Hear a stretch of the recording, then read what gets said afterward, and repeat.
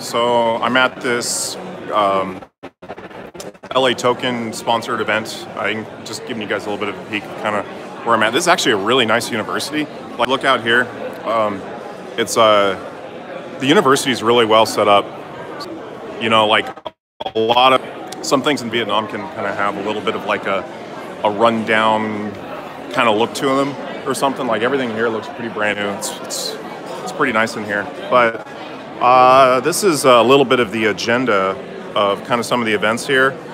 So earlier today, we're talking a little bit about the future of the blockchain economy, markets, money, states, and there are some lawyers that got up there and were speaking. And a few of them were at the conference I was at yesterday. Security token offerings. Is this the year of the security tokens? And can we do it in a compliant way? And so I thought that was an interesting topic. Pull up some of my notes here and just kind of reflect on some of the different things that were talked about. The security tokens, I think, was an interesting element. And for those of you guys that may not know, Coinbase has allowed any ICO or any coin that's registered with the SEC to be listed on Coinbase for free. Like, you know, no cost. And they also have their own exchange. And so I thought that was a really interesting development that just happened last month, it looks like. So you're kind of seeing some of those steps that are being done in the US now. Some of the banking, like financial institutions and some of the lawyer speak that's kind of here at this conference is more centered in like Singapore, Hong Kong. So it's kind of a different demographic, and Australia as well. You know, I think that those are some of the particular demographics in terms of like governments that are, I guess maybe a little bit more like pro-crypto. They kind of almost are becoming like crypto havens, and as you know, you're kind of seeing like tax havens and crypto havens. I thought that was kind of an interesting way of looking at something, and I think one of the topics was discussed was about governments wanting to really get involved with the, you know, kind of the threat of being left behind because of, you know, the risk of being left behind in the cryptocurrency market, and essentially perhaps getting into a situation where you're over-regulating things from an international trade perspective, because it is very complex, and the implications of a country not being involved is a real risk. I mean, you see governments really putting sanctions on different I guess supply chains is one of the ways you could look at it, or, you know, manufacturing and business in certain countries, and it has a very drastic effect on their economy. So this is a kind of a newer, evolving, cluster of kind of regulatory and security type issues that is, it's a new infrastructure that's emerging, and, you know, some of the competition that you're seeing between the space, like between different governments to kind of attract crypto projects, and like, you know, you're seeing, you know, for instance, like within the US, there's a lot of crypto projects that like started in the US that moved out because they didn't want to really be under, you know, US guidelines and regulatory, compliance, so that, you know, that they have a better opportunity to kind of prosper and grow in a framework that's a little bit more beneficial for business practices in different senses. So there was interesting. So like one of the lawyers got up. I was like writing down a bunch of notes when he was talking. He's a really smart guy. I want to try to see if I can get him on the phone. I mean, there's some really smart people here. So this has been a great event. A lot of developers. A lot of interesting people that are engaged in the Vietnamese market, and so this is I think this is really well done, as opposed to kind of some of the blockchain events, which sometimes can get a little bit boring. But like one of the things he was looking at is he was kind of looking at the biggest applications of technology, or kind of this like, call it fintech, like financial technology sector, and so he's kind of categorizing things into 6 components that comprises an economy. And so like number 1 was money. I mean, that's the biggest one, essentially putting money on the blockchain. Number 2, and probably the second biggest one is identity. You start getting into like KYC, different issues with identification, facial recognition software, a lot of future implications in that realm. Number 3 was moving value between unknown participants. That can get a little bit complex. It's 4th is like asset registries. So, an example of that would be like, a piece of artwork that's like tokenized, and everyone's kind of opening or having like a particular share of that project. They were looking at disputes and mechanisms in court. Like that's a very big mechanism. And the final one was dApps, like a lot of these decentralized apps or applications that are being built on these platforms. Those 6 components really comprises an economy. And then you start getting into kind of like higher level discussions, which I thought was really interesting. Like they're talking about like the nation states.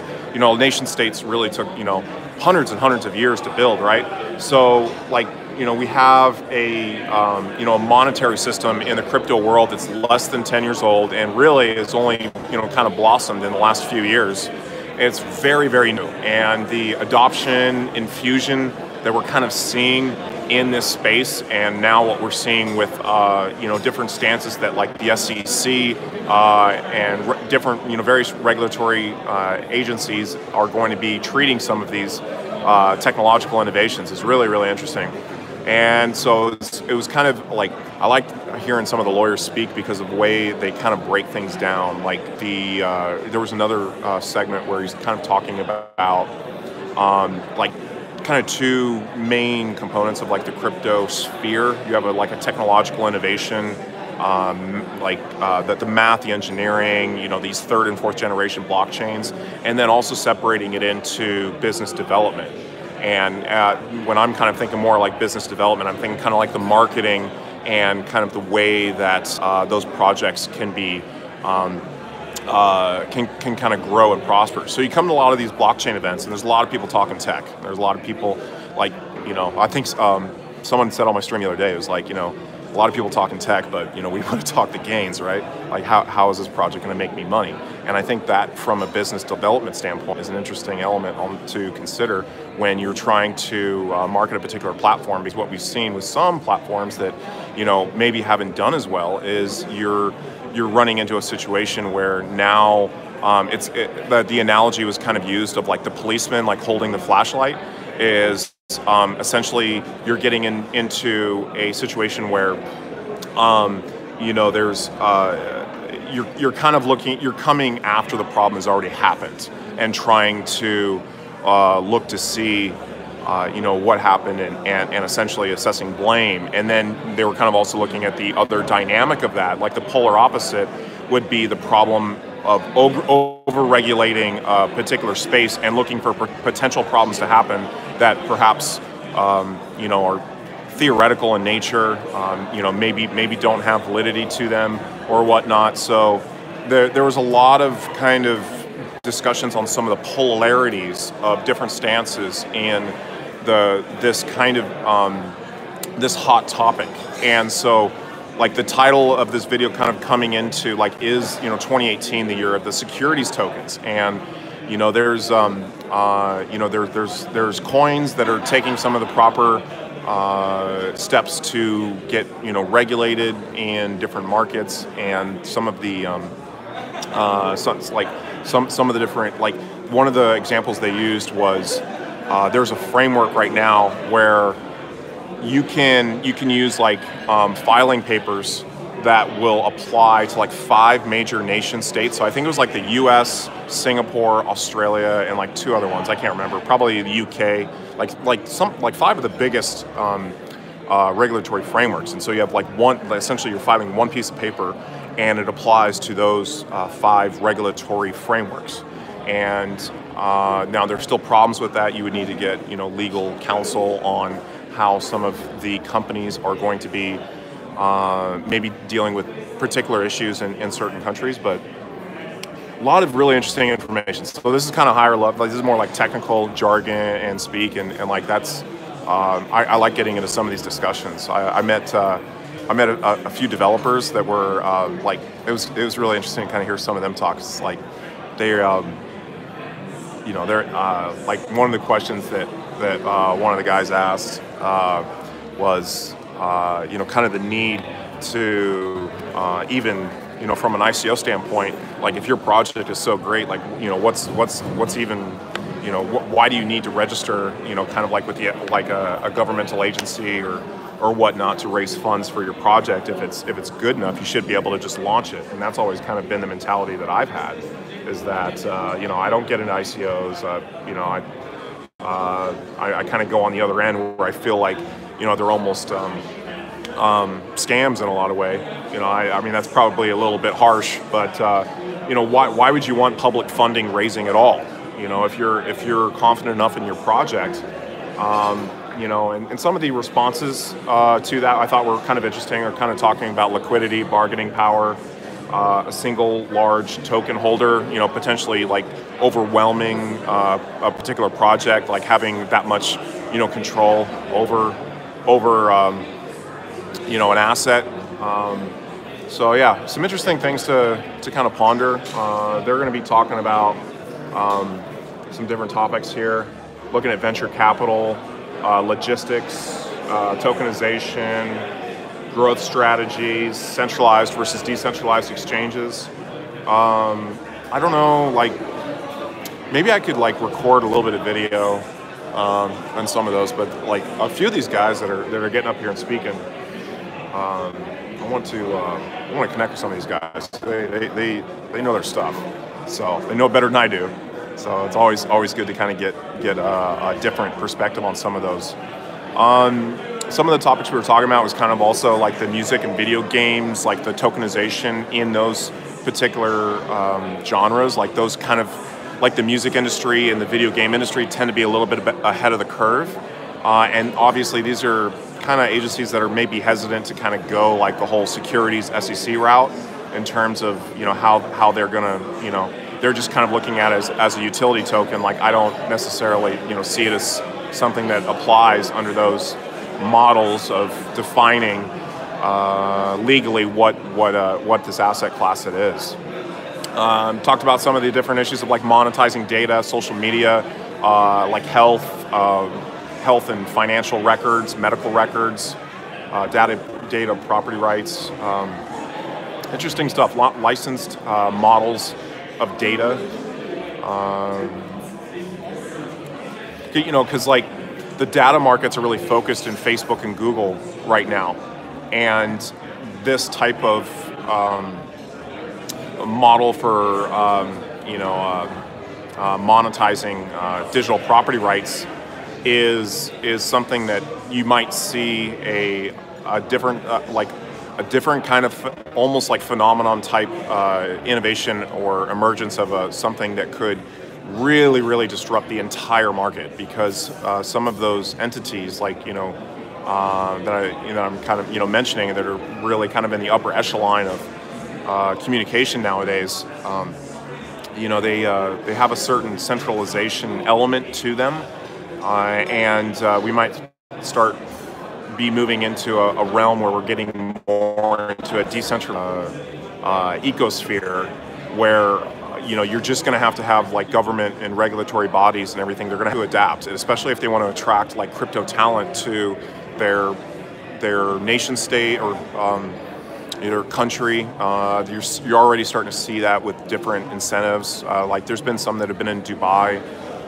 and a few other regions where they're really trying to bring in like crypto people to their, I mean, I would listen to it, right? Like, you know, if someone's going to from a crypto background to a particular region of the world, and it's an area that I feel like offers some benefits to really kind of growing and developing in the space, it's definitely worth it. I mean, you're not really seeing that in the US. You're seeing the opposite.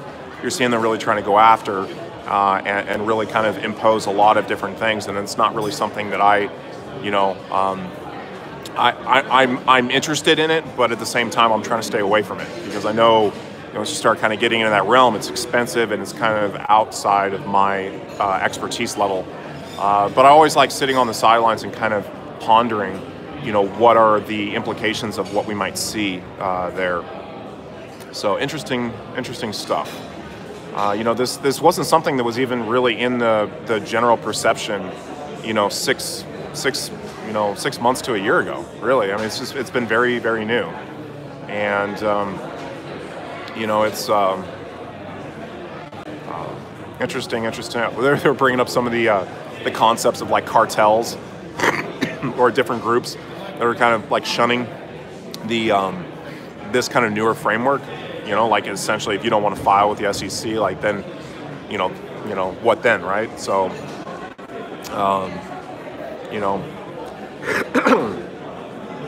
but yeah, I think there's a concept of kind of like this rebirth of collective objectives in these new platforms, economic institutions as well as political institutions. And also the concept of like security exchanges, digital currency exchanges that are focused on securities, and how that might actually be kind of in something we might see here in the near future, and how that's going to impact the cryptocurrency space. This one company, that's kind of what they're specializing in Singapore. And they all have legal backgrounds. So, and Singapore has been very, very pro crypto, lately, in terms of like what we're seeing in the news. There was a while there where there was a lot of news that was kind of negative that was coming out, and it's kind of flipped a little bit, and we're just kind of seeing more of the negativity in some of the news really coming out of like regions like India, the U.S. Perhaps Russia. There was an interesting one here today. So for those of you guys, I'm still looking into this, and I'm trying to ask my Vietnamese friends. They don't really know, or I don't know if maybe they're not telling me. But there was some interesting stuff that has happened here in Vietnam. So for those of you guys that perhaps are interested in this, the Vietnamese president just passed away, and there's some articles that are, I guess you could say, conspiratory in nature, where they are essentially thinking that there's a lot of stuff that's basically like he's been poisoned. Like, let me just do a Google search here. There's a lot of speculation that he was poisoned, and there's some background to that. And I've been talking to a few people. One of the things that happened is there was a large scam that came. Here it is. Oh, I don't have my dang stand with me. I must have forgot it in my apartment. Hope I didn't lose that thing. But yeah, here's a 660 million fraud that happened here in Vietnam with Pincoin, and there's another one that was Pincoin, and gosh, what was the other one? It was iFan. Yeah, iFan. That's what it was. And so this was a huge thing that happened in April. Is kind of when it collapsed, and some of the rumors and things that I'm hearing is that what actually happened is within the government there was essentially a budget of like over $600 million or whatever, and what was happening, this is so damn corrupt if this is true, they were taking those hundreds and hundreds of millions of dollars, and they were investing it into this ICO and some of these other cryptocurrencies, with the hopes that if they got a return, they were going to take that money, put it back in the government, and keep the profits. So say you doubled your money, $600 million, right? So there was essentially government officials that were leveraging, public funds to put into ICOs and generate income, and they were taking the profits off of that. And then the system collapsed, and then all of a sudden you have like a huge